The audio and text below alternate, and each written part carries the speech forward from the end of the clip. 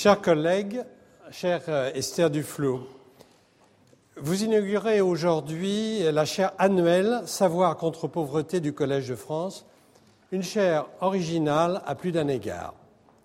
Cette chaire a été créée à l'initiative de notre collègue Philippe Kowalski sur l'idée que la lutte contre la pauvreté exige au départ un élan de générosité et des financements, certes.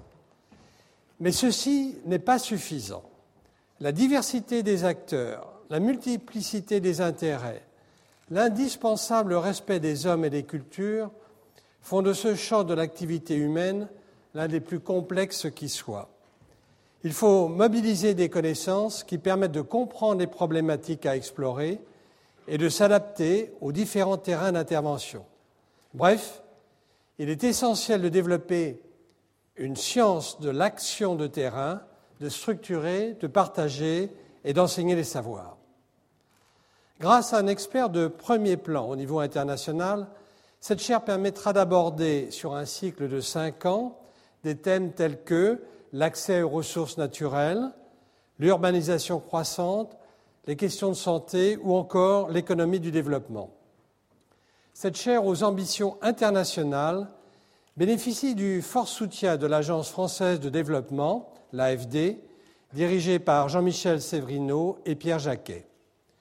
Le partenariat de l'AFD avec le Collège donne à cette chaire l'ampleur nécessaire pour organiser des colloques internationaux, mettre à disposition de plus grand nombre les enseignements via Internet et diffuser une traduction en anglais de tout le cycle d'enseignement. Ce partenariat va au-delà d'une aide financière dans la mesure où l'AFD apporte également son expertise sur les questions du développement. Fait nouveau aussi, grâce à une collaboration avec l'Agence universitaire de la francophonie, animée par Bernard Cerchieglini, cette leçon inaugurale est retransmise en direct dans plusieurs des campus numériques de l'agence. Elle sera suivie d'une visioconférence dans les centres de Rabat, Sofia, Bamako, Yaoundé, Antananarivo, qui permettra aux professeurs, en l'occurrence vous, de répondre aux questions des acteurs du développement sur place. Le Collège de France ne pouvait mieux vous choisir, Esther Duflo, comme première titulaire de cette chaire. Votre trajectoire est remarquable, puisque rapidement, après une formation à l'École normale supérieure et une thèse d'économie, vous êtes nommé professeur d'économie du développement et de réduction de la pauvreté au Massachusetts Institute of Technology. Votre recherche est fondée sur une idée simple, l'idée qu'une évaluation rigoureuse et objective est possible et nécessaire pour juger de l'efficacité d'une stratégie en matière d'éducation, de santé, de microcrédit. À cet effet, le laboratoire d'action contre la pauvreté que vous avez créé au MIT utilise une méthodologie expérimentale proche de celle des études contrôlées que nous appelons randomisées, employées dans les études cliniques. Ceci dans différents pays, l'Inde, le Kenya, le Ghana, les Philippines, la Bolivie et d'autres. Votre action ne s'arrête pas là puisque vous avez le souci de partager et diffuser vos savoirs et d'influencer ainsi les politiques publiques. Vous voici ici, chez nous, pour une année, pour nous faire partager votre expérience et votre conviction que le combat contre la pauvreté peut et doit reposer sur des arguments objectifs à la base des stratégies qui seront à mettre en œuvre. Merci.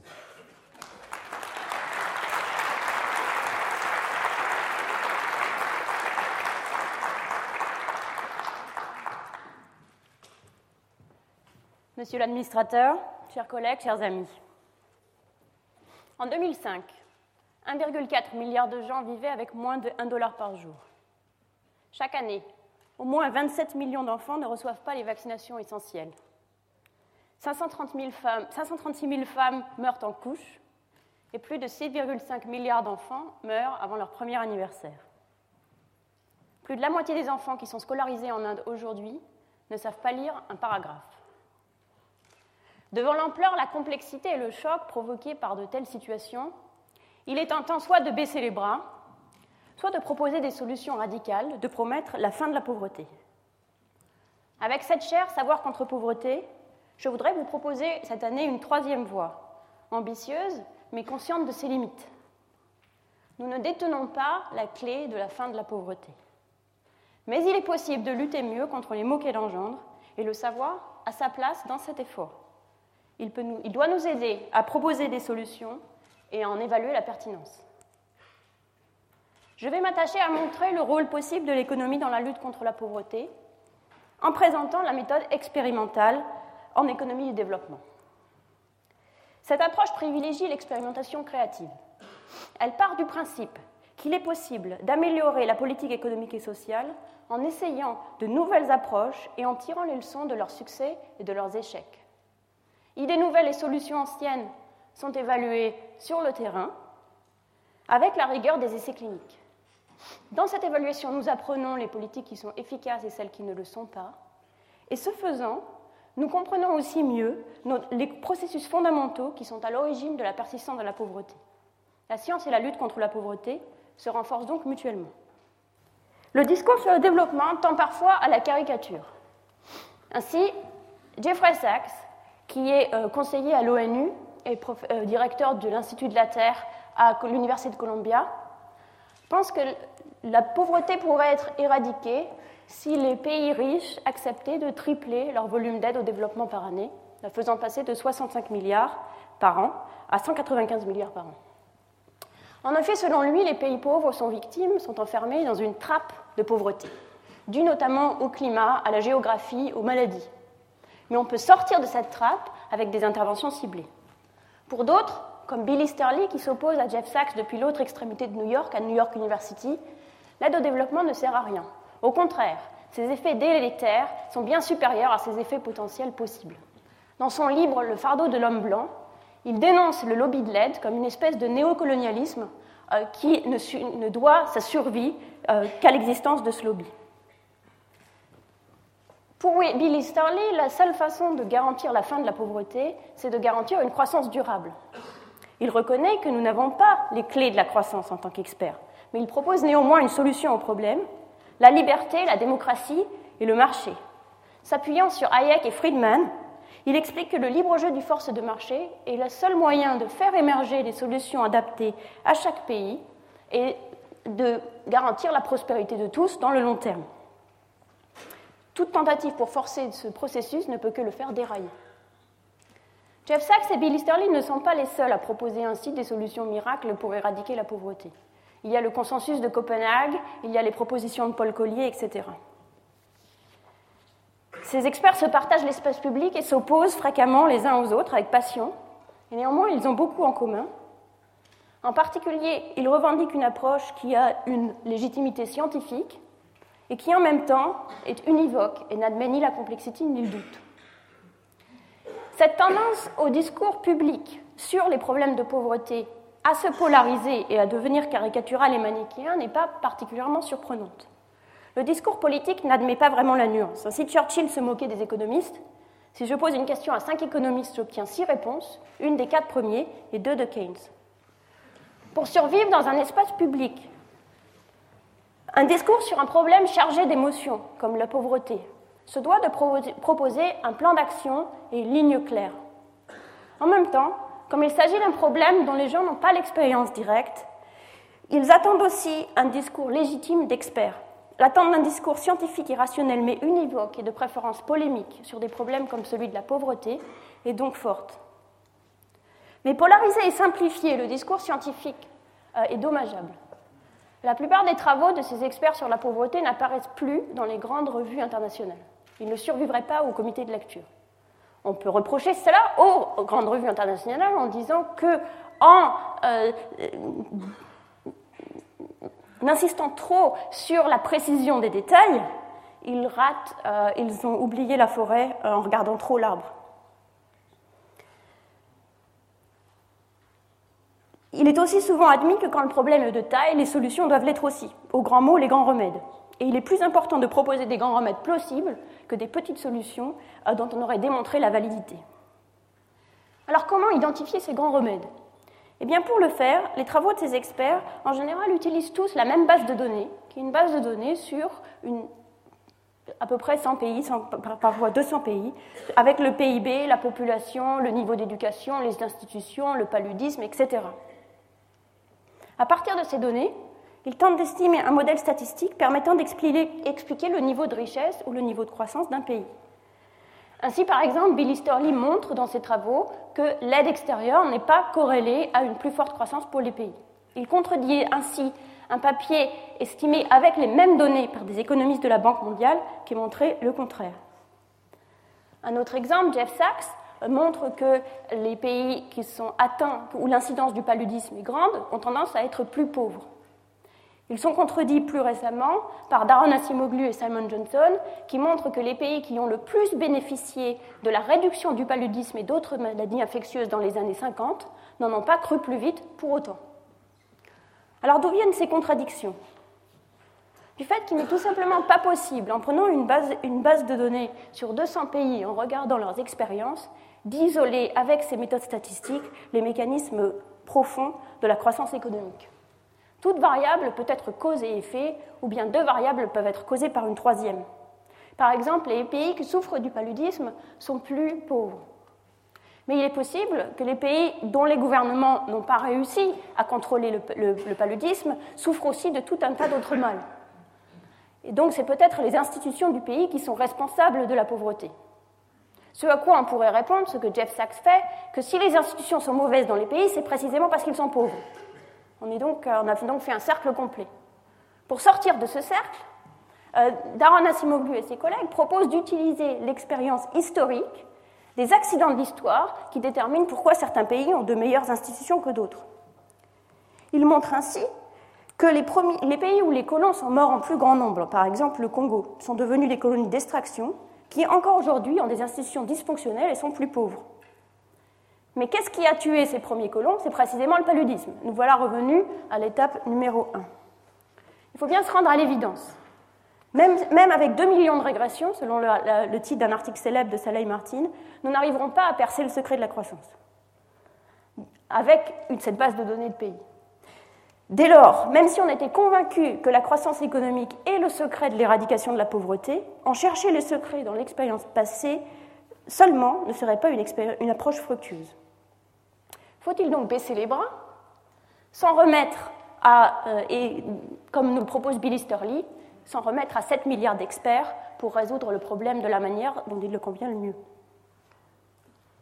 Je ne crois pas.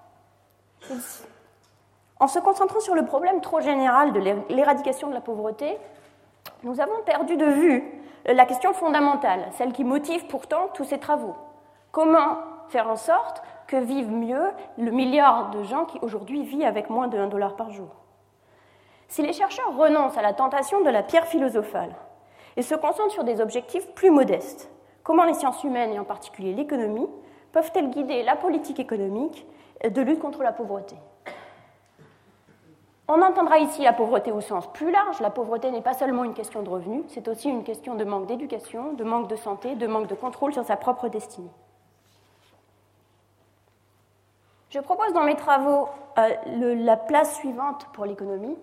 Elle pourrait avoir un rôle de guide dans le cadre d'un processus d'expérimentation créative sur les politiques de lutte contre ces différents maux. En 1932, Roosevelt, qui est revenu à la mode récemment avec la nouvelle crise, prononçait cette phrase « The country needs, and unless I mistake its temper, the country demands bold, persistent experimentation. It is common sense to try a method and try it. If it fails, admit it frankly and try another, but above all, try something. » La lutte contre la pauvreté est une réponse à une crise permanente. La politique économique a besoin d'imagination, alors qu'elle en manque souvent. Les personnages politiques ne sont pas exempts de la tentation des chercheurs de la recherche de l'absolu. Les effets d'annonce, les ambitions démesurées, l'impossibilité d'admettre un échec sont autant de freins à l'innovation sociale. La lutte contre la pauvreté a besoin d'expérimentation dans les deux sens du terme. D'une part, il faut essayer sans relâche de nouvelles approches. Mais il faut également se donner la chance de reconnaître ses erreurs et d'en apprendre quelque chose. Pour ça, l'expérimentation ne doit pas être juste une petite expérience dans un coin, elle doit être une expérience scientifique. Les économistes peuvent apporter une contribution à ce processus pour deux raisons. D'une part, parce qu'ils ont un petit domaine d'expertise qui leur permet, dans ce domaine, de proposer ou d'identifier des solutions nouvelles et de faire des suggestions. Et d'autre part, parce qu'ils ont l'expertise pour aider à évaluer rigoureusement les programmes essayés et de faire de l'expérimentation une expérimentation réellement scientifique. Je vais maintenant m'attacher à discuter un petit peu plus de ces deux points.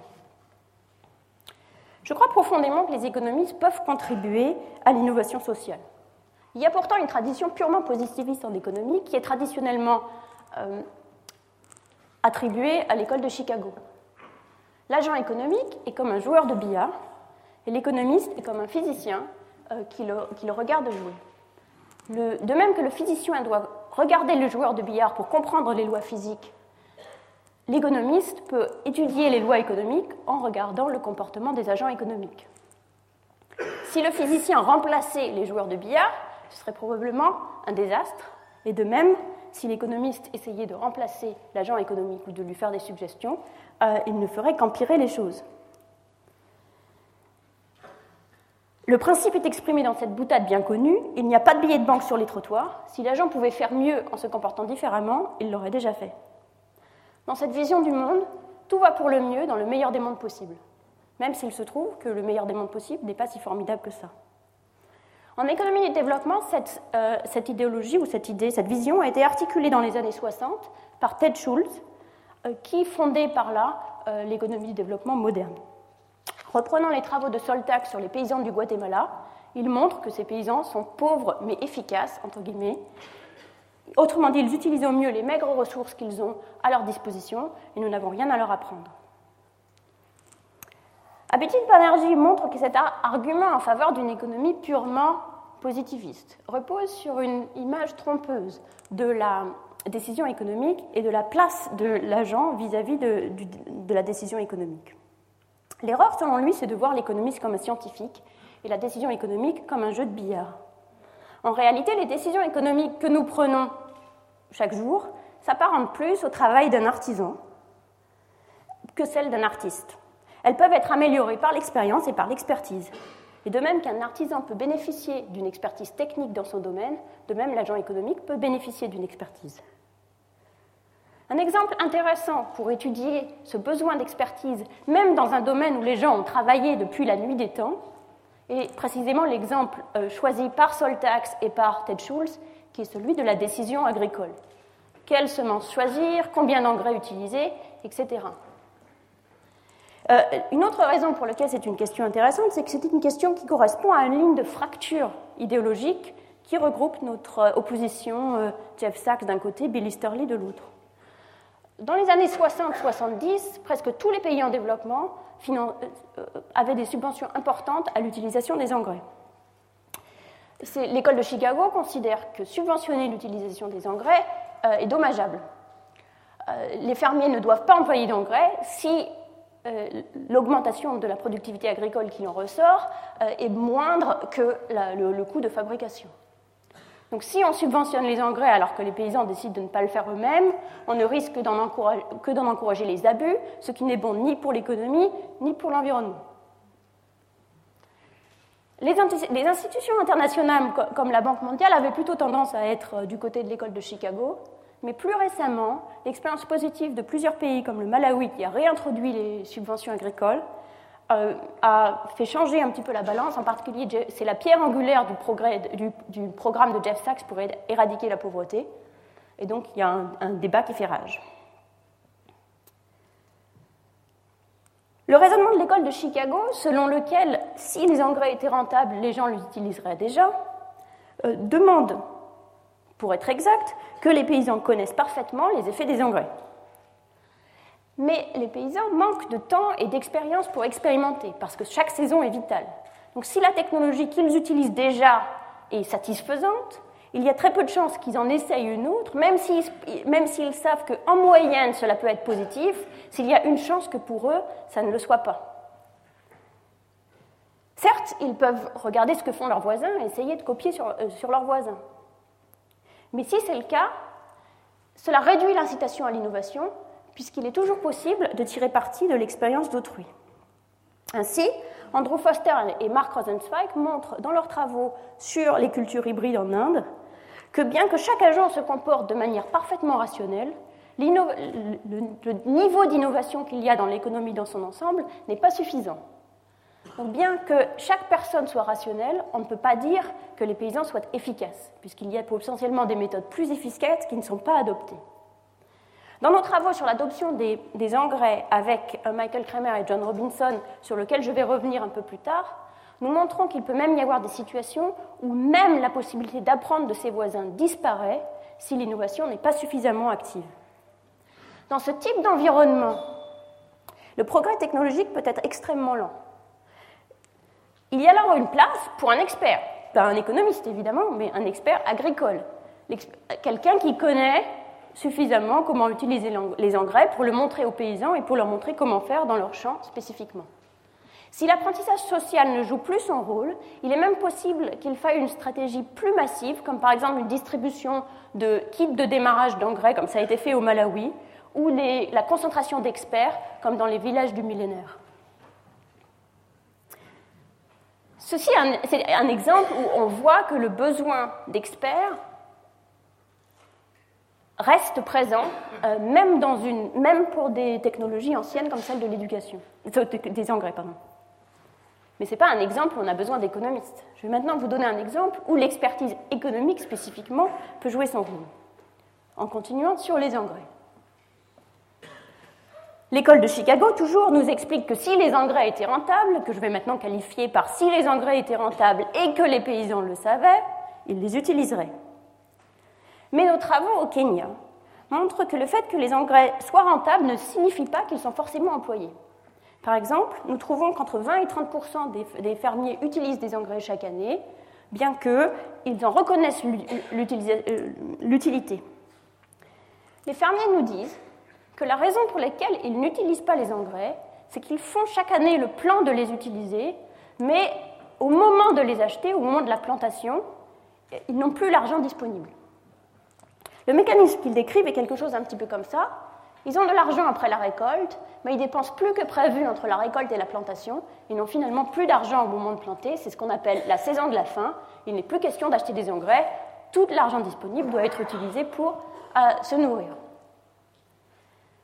Ce comportement rappelle celui des Américains qui remettent toujours à demain la décision d'épargner pour leur retraite, et ne le font en définitive jamais, ou de ceux d'entre nous qui remettons toujours à demain la décision d'arrêter de fumer.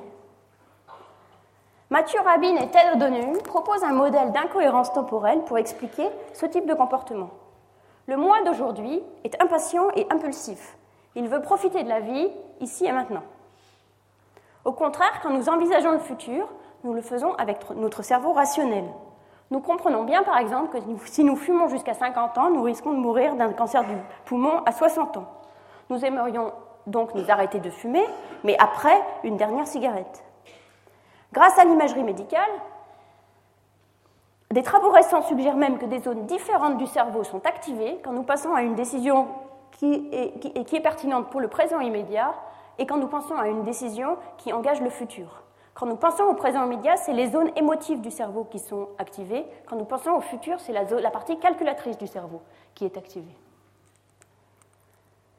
Ceci peut expliquer le comportement des paysans. Juste après la récolte, ils ont de l'argent, ils sont prêts à épargner pour acheter des engrais, mais ils n'en auront besoin que plus tard. Ils donc remettent à plus tard le coût d'aller physiquement acheter les engrais et de réfléchir à quels engrais ils ont besoin. Mais avant que le moment d'acheter les engrais n'arrive, d'autres besoins urgents sont arrivés, d'autres envies urgentes sont arrivées, et l'argent mis de côté pour les engrais est dépensé autrement. Nous prenons donc de meilleures décisions économiques, nous prendrions donc des meilleures décisions économiques si nous pouvions les prendre aujourd'hui et forcer notre moi futur à s'y tenir. comme Ulysse s'attachant pour éviter de partir avec les sirènes. Nous voudrions contraindre notre moi futur à changer de comportement. Le fumeur qui ne peut pas s'arrêter voudrait vendre les cigarettes illégales à partir de l'année prochaine. De même, les paysans qui ont épargné après la récolte voudraient forcer leur moi futur à bien utiliser cet argent pour les engrais et pas pour autre chose. Une manière de les aider à cet objectif pourrait donc être de leur donner une bonne raison d'acheter des engrais juste après la récolte pour éviter que l'achat ne soit remis à plus tard, par exemple en leur offrant une petite réduction ou une livraison gratuite pour ceux qui décideraient d'acheter juste après la récolte. Avec Michael Kramer et John Robinson, nous avons, en partenariat avec une ONG, proposé un programme exactement de ce type, une livraison gratuite à ceux qui choisissent d'acheter les engrais juste après la récolte. Et pour l'évaluer, nous l'avons proposé à un groupe de paysans choisis au hasard dans un groupe de paysans, et nous l'avons aussi comparé à un autre programme, plus traditionnel, qui consiste à proposer une subvention de 50% sur le prix des engrais, mais cela au moment de la plantation. Donc voici les résultats. Vous voyez la fraction de gens qui choisissent d'utiliser les engrais dans la saison où le programme a été proposé, suivant la saison où le programme a été proposé. Le groupe de comparaison, auquel rien n'a été proposé, donc comme d'habitude, 30% des gens utilisent les engrais. Le groupe SAFI, vous voyez que ça fait passer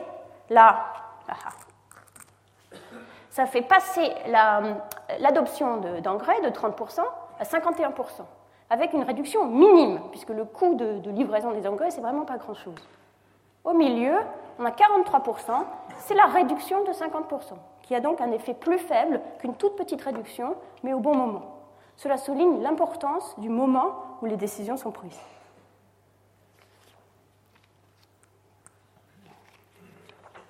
Cette solution nous fait sortir de l'opposition un petit peu stérile, pro-subvention, anti-subvention. Une subvention très faible, comme par exemple une livraison gratuite, ne risque pas de distordre les décisions de ceux qui prévoyaient déjà d'utiliser les engrais ou de ceux pour qui il n'était pas question d'utiliser les engrais. Cet exemple montre donc que l'expertise des économistes n'est pas toujours inutile. C'est la connaissance de la prise de décision par un agent de ce type qui nous a conduit à proposer ce modèle et cette intervention. L'exemple de l'emploi des engrais illustre également à quel point il faut un autre postulat de l'école de Chicago, selon lequel si une innovation était bonne, elle existerait déjà. L'histoire des billets de banque sur les trottoirs. Un autre exemple similaire est l'exemple de l'invention du microcrédit.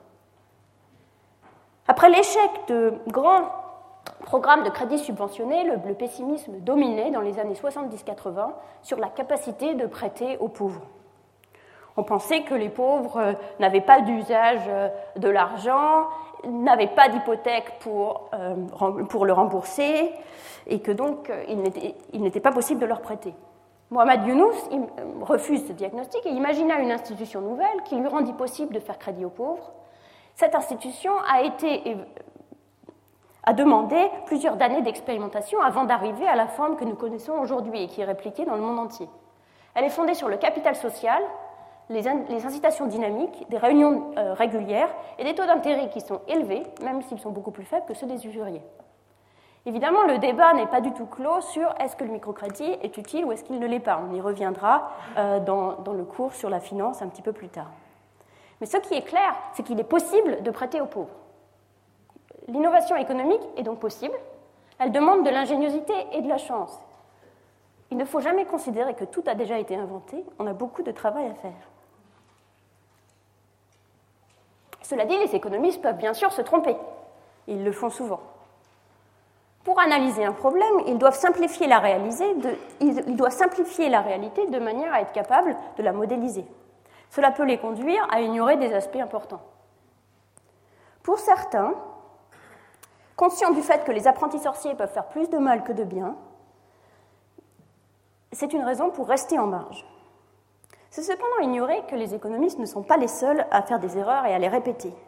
Le processus de politique économique a tendance à aller de mode en mode. Aux grands barrages ont succédé le microcrédit, au microcrédit la décentralisation, et à la décentralisation les grands barrages, entre-temps revenus en faveur. Billy Sterlis s'indigne de l'enthousiasme des technocrates de l'aide internationale qui passent d'un programme à l'autre comme ça. Mais il ne faut pas ignorer que les gouvernements des pays en développement eux-mêmes ne sont pas exempts de ce genre de problème. Or, ils dépensent beaucoup plus pour l'aide internationale que l'aide internationale pour les pauvres. Chaque nouveau gouvernement introduit un nouveau programme, aucun bilan réel n'est fait, et les partisans des programmes se réjouissent de leurs échecs, de leurs succès, les opposants en dénoncent les échecs. Donc la deuxième partie de la phrase de Roosevelt qui disait « If it fails, admit it frankly and try another » est oubliée. Cet environnement sert de terreau à un pessimisme généralisé sur la possibilité de mettre en place des programmes de lutte contre la pauvreté. Il n'y a qu'un pas à franchir de l'observation qu'on ne peut pas prouver qu'une politique est efficace à celle qu'on a prouvé qu'elle ne l'était pas. C'est un pas qui n'est évidemment pas justifié, mais ce pessimisme et ce cynisme donnent une justification aux citoyens des pays riches et aux riches des pays pauvres pour s'opposer à la redistribution des richesses. Rien de plus confortable que de se dire que les fonds destinés à la lutte contre la pauvreté seraient gaspillés pour garder son argent pour soi. L'évaluation est donc indispensable, à la fois pour mieux utiliser l'aide publique et pour justifier des budgets plus importants. Elle est indispensable, non seulement, mais pas seulement pour les programmes proposés par les économistes. Alors, si elle est si indispensable, pourquoi n'est-elle pas plus générale ? Une première hypothèse, un petit peu pessimiste, c'est que l'évaluation n'est pas répandue parce que personne n'en veut. Pour les partisans d'un programme, il est essentiel de montrer un succès. Du succès dépend une réélection pour l'un, une promotion pour l'autre, la continuation du programme pour le dernier. Il y a donc une tendance générale à surestimer ces succès. Personne n'est dupe, ni les citoyens, ni ceux qui financent les programmes, mais tirer les leçons de l'expérience dans cet environnement devient impossible. Il y a certainement du vrai dans cette description. Je me suis heurtée plus d'une fois à des attentes très difficiles à être satisfaites par des résultats réels. Mais cependant, la raison principale du manque d'évaluation me paraît plus simple et, en un sens, moins déprimante.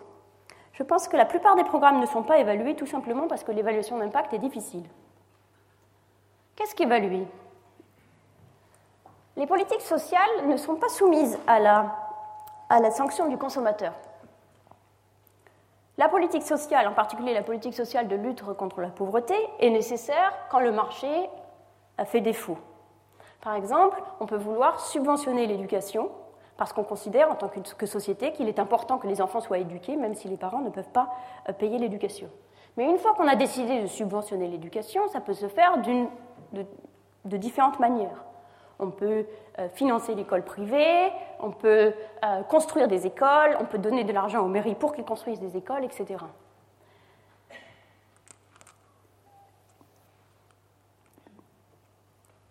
Mais même si les choix entrepris, tous ces choix déterminent, conditionnent la qualité de l'éducation.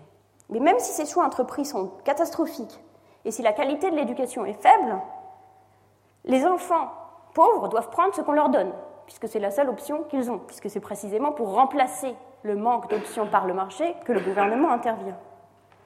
Ce n'est que dans les situations extrêmes où la politique est tellement mauvaise que le service donné n'a plus aucune valeur que les gens désertent le service public.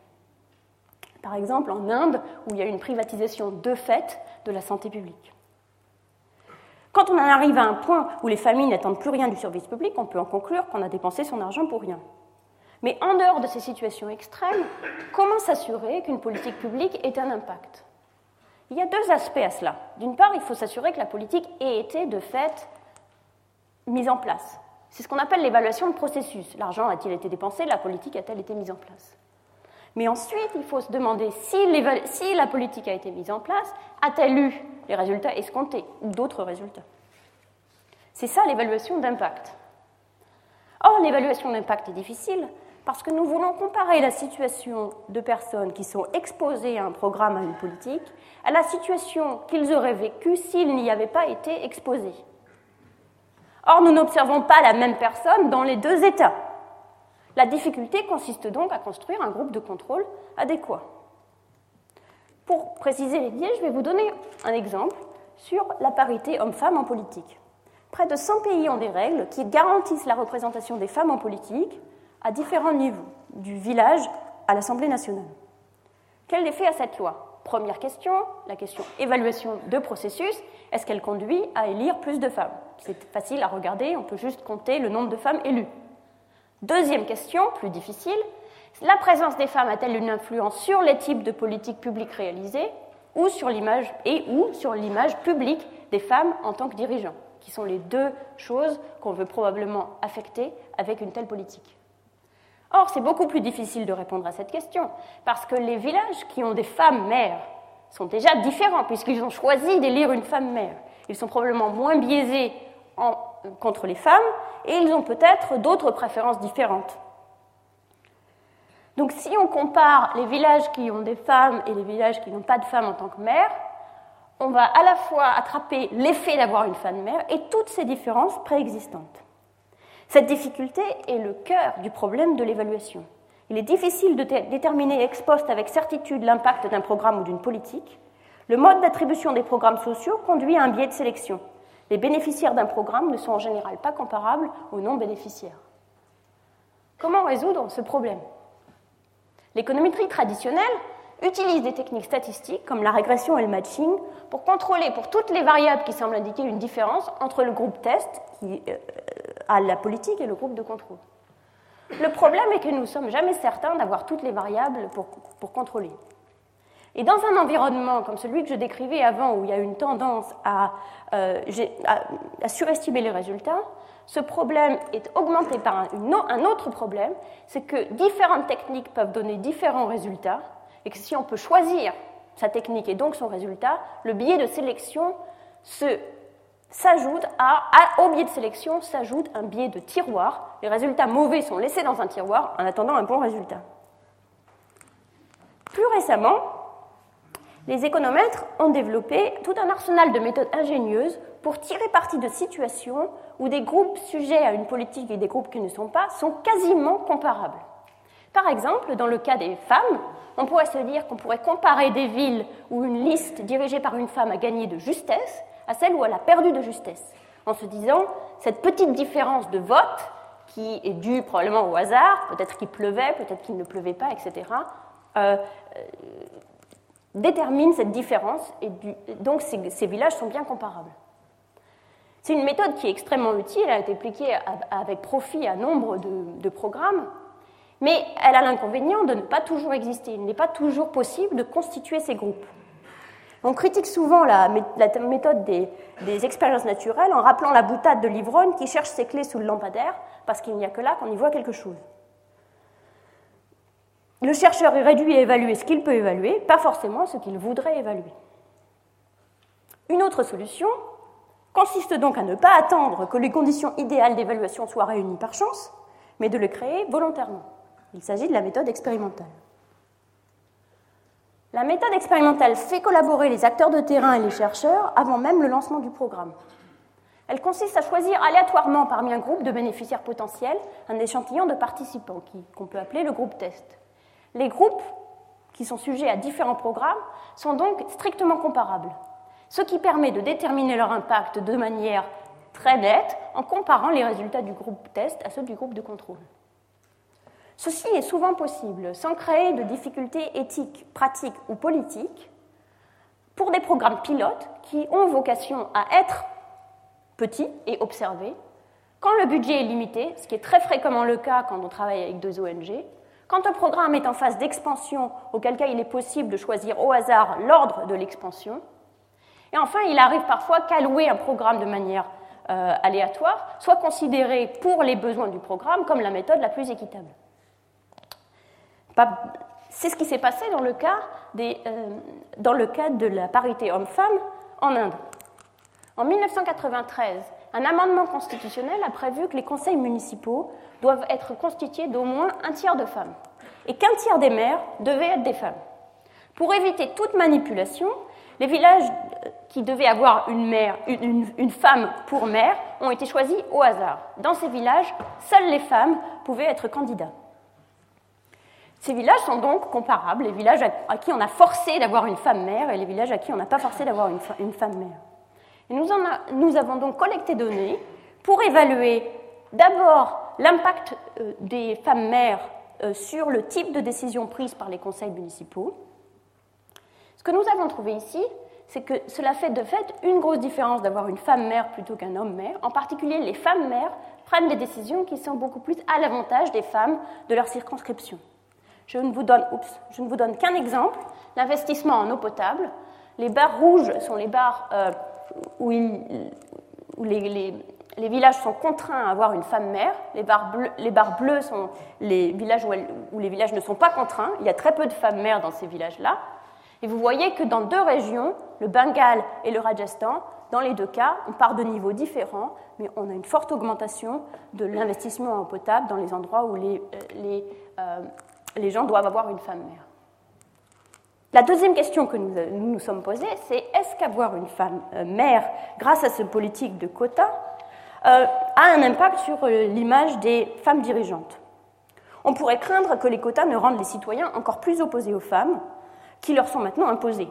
Inversement, si celles-ci souffrent d'une image de manque de compétences, leur donner l'occasion de prouver leur valeur pourrait avoir un effet positif. Toute la difficulté consiste alors à mesurer l'image des femmes. Si on se contente de poser la question aux gens, il y a de bonnes chances que leur réponse soit influencée par l'image qu'ils veulent donner d'eux-mêmes ou par leur réaction vis-à-vis des quotas. Nous avons alors imaginé de faire écouter aux villageois le même discours politique, prononcé soit par une voix d'homme, soit par une voix de femme. Et nous leur demandons ensuite de juger le discours. Donc la différence entre les réponses de ceux qui ont une voix d'homme et les réponses de ceux qui ont une voix de femme nous donne une idée de la discrimination contre les femmes. Donc je vais vous montrer les résultats. Donc les barres sont la différence entre le jugement porté à un discours prononcé avec une voix de femme versus une voix d'homme. Et vous voyez que les barres bleues, donc les barres de gauche sont les barres pour les hommes et les barres de droite sont les barres pour les femmes. Vous voyez que les barres bleues qui sont les réponses dans les villages non réservés pour les femmes, sont toutes les deux négatives. C'est-à-dire que les gens confrontés au même discours pensent qu'il est plus faible si c'est le discours d'une femme. Les barres rouges sont les réponses dans les endroits qui ont été réservés pour une femme dans le passé ou le sont aujourd'hui. Et vous voyez que pour les hommes, on a une inversion. Les hommes pensent maintenant que les femmes sont meilleures que les hommes, alors qu'elles ont prononcé le même discours. Pour les femmes, il n'y a pas d'inversion, mais il y a aussi un progrès. Or, ceci a des conséquences politiques importantes. Voici les résultats aux élections municipales des élections de 2008 pour des sièges qui, aujourd'hui, ne sont pas réservés pour des femmes. Et vous voyez les colonnes, la colonne la plus à gauche nous donne les données pour les villages qui n'ont jamais été réservés pour les femmes, et la colonne du milieu pour les villages qui ont été réservés une fois, 2 fois.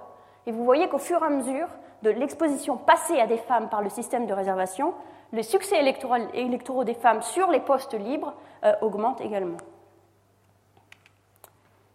Quasiment inconnue il y a 10 ans, l'évaluation aléatoire est désormais beaucoup plus courante. Dans le réseau de chercheurs que j'anime, le Poverty Action Lab, ou le laboratoire de lutte contre la pauvreté, d'action contre la pauvreté, nous avons aujourd'hui plus de 100 projets d'évaluation en cours. La Banque mondiale, l'Agence française du développement, l'Agence d'aide américaine financent aussi des évaluations aléatoires. La première génération des évaluations de programmes de développement étaient des évaluations très simples qui avaient pour objectif de répondre à la question « Qu'est-ce qui marche ?» Une série d'études a ainsi évalué l'impact de différentes variables pour une éducation de qualité, et nous y reviendrons lundi prochain. Au-delà des résultats eux-mêmes, ces expériences ont progressivement fait apparaître la valeur principale de l'approche expérimentale. Elle permet non seulement d'évaluer un programme donné, mais en outre, en travaillant de près avec des organisations de terrain, elle permet de tester des théories. Pour les acteurs de terrain, travailler avec des chercheurs les force à préciser pourquoi ils pensent qu'un programme est efficace. Les chercheurs peuvent alors soit collecter des données sur les variables intermédiaires, soit même proposer plusieurs traitements comparés qui permettent de comparer différentes versions du programme. Cela permet de comprendre non seulement si un programme a l'effet escompté, mais également pourquoi, ce qui est souvent plus utile. Pour les chercheurs, la collaboration étroite avec une organisation de terrain offre la possibilité de passer du rôle d'évaluateur à celui de co-expérimentateur. Et les programmes évalués sont souvent conçus ou choisis parmi tous les programmes possibles, car ils permettent de tester une théorie.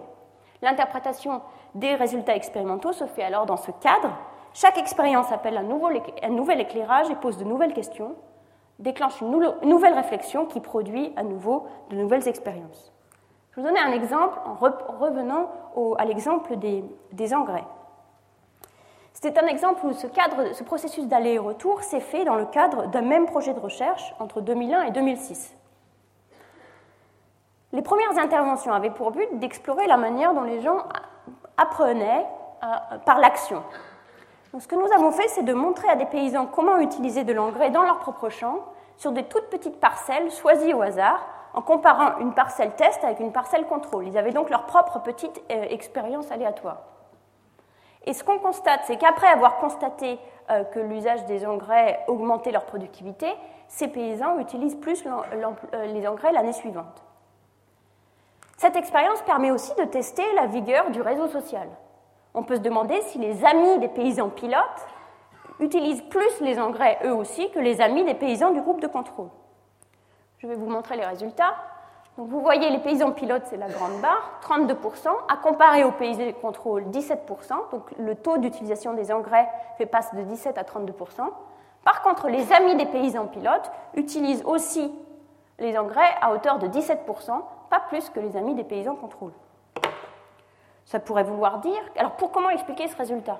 Une première possibilité est qu'il est impossible d'apprendre à partir de l'expérience d'un voisin parce que tous les champs sont trop spécifiques.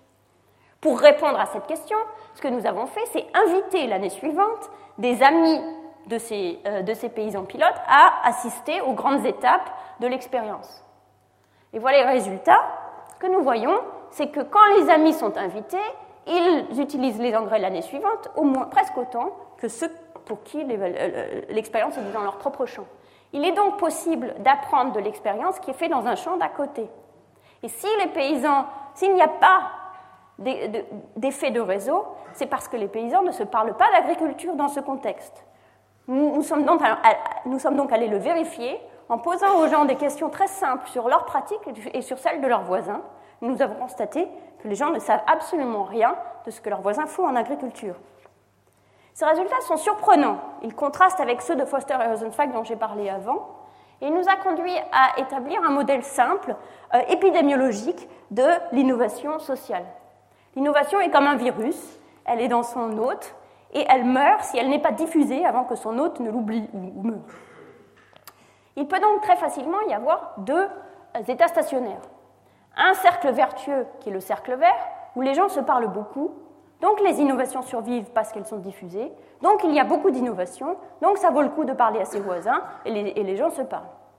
Un cercle vicieux qui pourrait être avec les mêmes paramètres dans l'économie, où les gens ne se parlent pas, donc les innovations ne survivent pas, donc il y a peu d'innovations, donc les gens ne se parlent pas.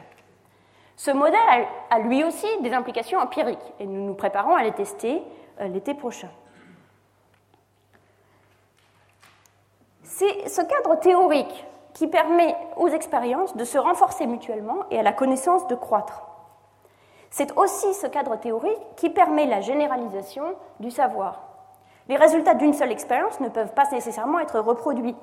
C'est souvent une critique qu'on fait d'ailleurs à l'évaluation aléatoire. Ce qui est efficace au Kenya ne l'est pas forcément en Inde, et vice-versa. Les effets dépendent du contexte.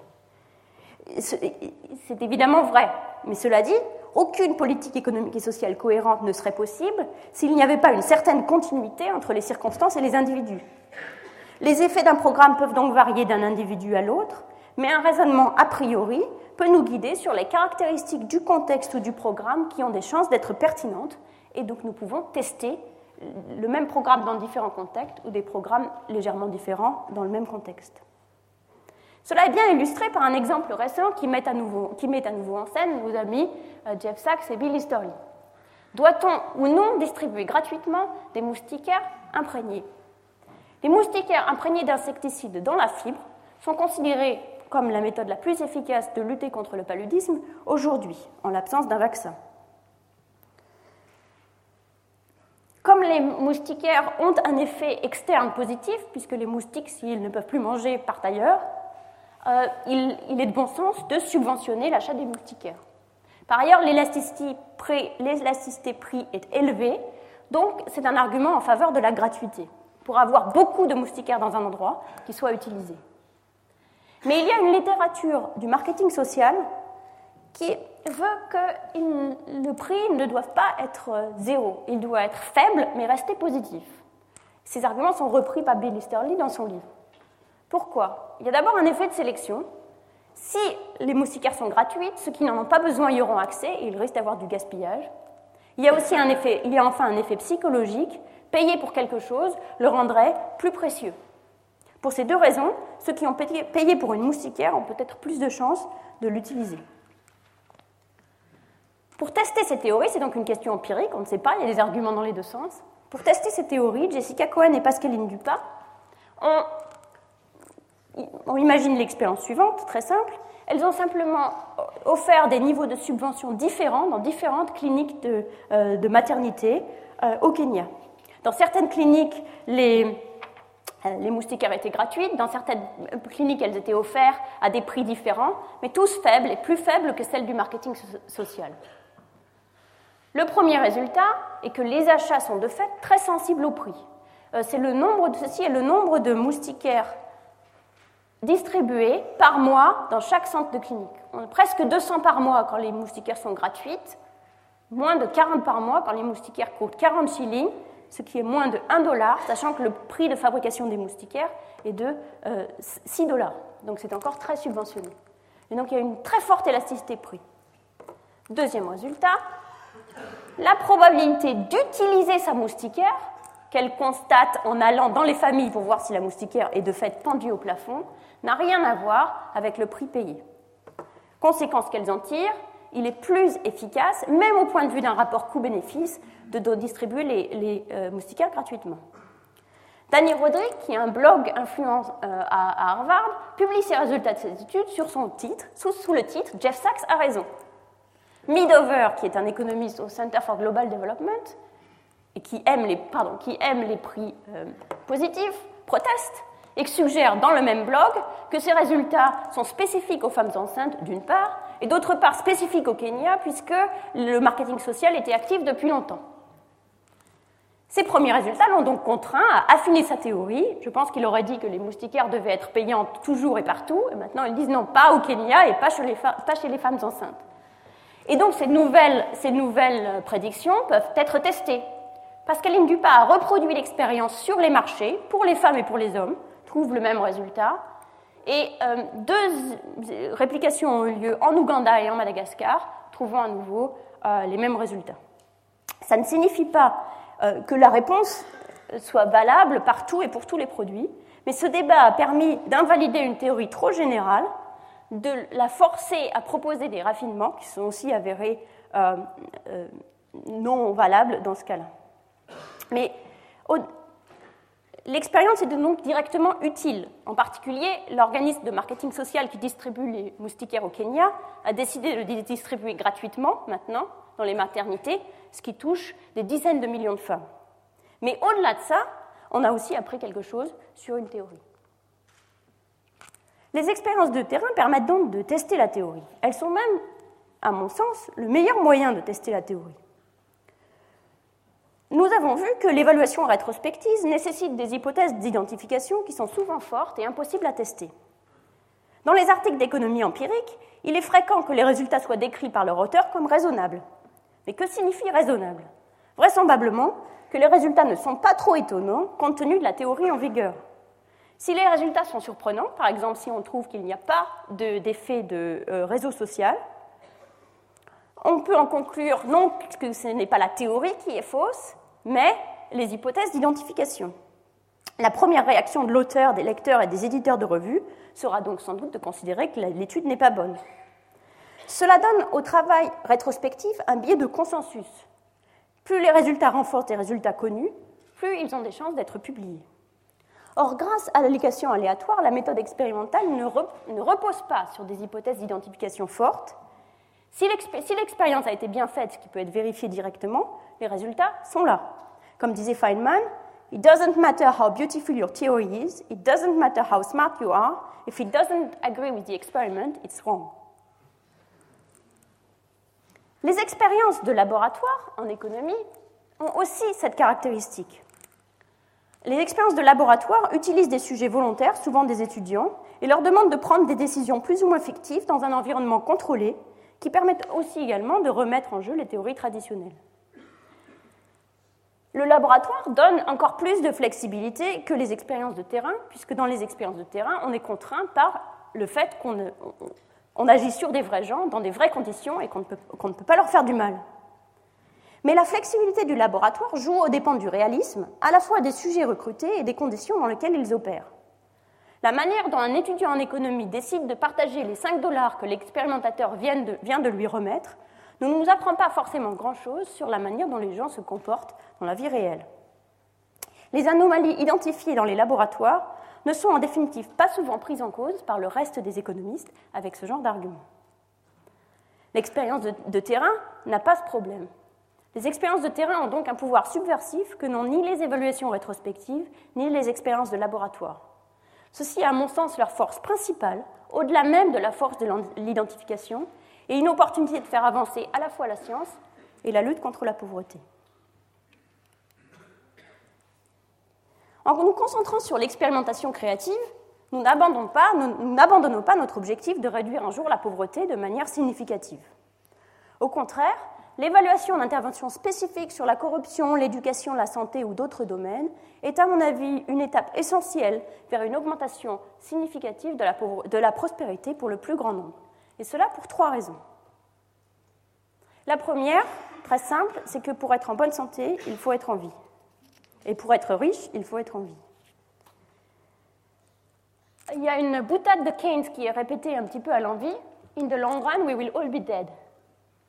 Mais cette boutade est malheureusement littéralement vraie pour tous les ans, pour les 2 ou 3 millions d'enfants qui meurent avant leur premier anniversaire de maladies qu'on aurait pu prévenir en les vaccinant. Quel bien fera la croissance économique à ces enfants s'ils ne sont plus là pour en bénéficier ? Plus généralement, il est probable qu'une population correctement nourrie, éduquée et bien portante sera mieux à même de profiter de toute amélioration du climat économique. Une deuxième raison est un impératif politique. La suite de la citation de Roosevelt que je vous l'ai lue tout à l'heure est la suivante. « The millions who are in want will not stand by silently forever, while the things to satisfy their needs are within easy reach. » Et on a vu cela opérer dans plusieurs contextes. Le Brésil, après une croissance rapide accompagnée d'une explosion des inégalités importantes dans les années 60-70, a connu le populisme, l'hyperinflation, des décennies de faible croissance. Il a fallu un Lula pour revenir à une vraie croissance qui soit aussi une croissance inclusive, mais ces décennies sont à la fois perdues et lui rendent la tâche plus difficile. En Inde, les travaux d'Abhijit Banerjee et de Thomas Piketty révèlent une explosion des plus grosses fortunes. Il est vrai que la pauvreté absolue décroît également, mais la qualité des services de base s'effondre. Les systèmes de santé et d'éducation ne sont plus que les ombres d'eux-mêmes. Les citoyens deviennent impatients. En 2004, ils ont infligé une défaite électorale au BJP, dont le slogan « L'Inde brille, India Shining » ne correspondait plus à leur expérience de tous les jours. Le remplaçant du BJP, le Parti du Congrès, a décidé de mettre de l'argent, en réponse à cette défaite électorale, a décidé de mettre de l'argent dans ces services fondamentaux. Mais malheureusement, malgré une volonté affichée et de gros budgets, il n'est pas clair qu'ils arrivent à faire beaucoup mieux. Un exemple, dans le cadre de la mission nationale de santé publique rurale, les fonds attribués à la santé publique ont triplé de 1% du PIB, ce qui n'était pas fort, à 3%. Mais cet apport n'a été accompagné d'aucun effort pour réformer le système de santé, qui est miné par l'absentéisme et la méfiance, et largement abandonné par les plus pauvres en faveur d'un secteur privé complètement dérégulé. Il y a fort à parier que cet argent déversé dans ce système moribond n'aura que peu d'effet. Le BJP a alors beau jeu de dire que l'argent du contribuable a été gaspillé. Défaut de réflexion et défaut de volonté conduisent au même résultat et se renforcent mutuellement. L'adhésion d'un grand nombre au projet de croissance économique est essentielle, et elle n'aura lieu sans que ses fruits soient partagés, une existence digne et accomplie pour le plus grand nombre. L'argent n'est pas suffisant. Pour parvenir à cet objectif, il faut une volonté politique et la capacité de mettre en place les mesures efficaces. Pour ça, l'expérimentation, radicale et courageuse, est nécessaire. La troisième raison est que les estimations microéconomiques sont peut-être la clé d'une compréhension des phénomènes macroéconomiques qui nous permettront d'éradiquer la pauvreté. Nous avons vu qu'utiliser des données macroéconomiques pour tenter de comprendre les ressorts ultimes de la croissance mène, si on ne fait que cela, à une impasse. Cela ne veut pas dire que nous ne puissions pas éclairer les mécanismes de la croissance, mais simplement qu'il faut s'y prendre autrement. Nous avons vu que les expériences aléatoires permettent de tester et d'estimer des modèles microéconomiques. Inscrites dans ce cadre, elles nous permettent aussi d'identifier des paramètres qui peuvent être utilisés dans des modèles macro, de même qu'on utiliserait des blocs de mécanos pour construire un plus gros modèle. Ce modèle macro peut alors être calibré sur une économie réelle, ce qui permet d'en évaluer la pertinence. Mais plus les modèles microéconomiques seront fondés et mieux ils sont estimés, plus le modèle macroéconomique aura une chance de correspondre à quelque chose dans la réalité. L'aller-retour entre la microéconomie et la macroéconomie est probablement ce qui peut nous permettre de faire une différence au niveau de l'éradication de la pauvreté. Cette approche en est encore à ses débuts, mais elle me paraît très fertile. Pour conclure, je souhaite pratiquer l'économie comme une vraie science humaine. Une science rigoureuse, impartiale, sérieuse, mais une science de l'homme avec la reconnaissance de toute son imperfection et sa complexité. Une science qui soit humaine, humble et condamnée à l'erreur, mais aussi généreuse et engagée. Je suis profondément honorée d'avoir cette année l'occasion de partager ce processus et cette passion au Collège de France. Je vous remercie.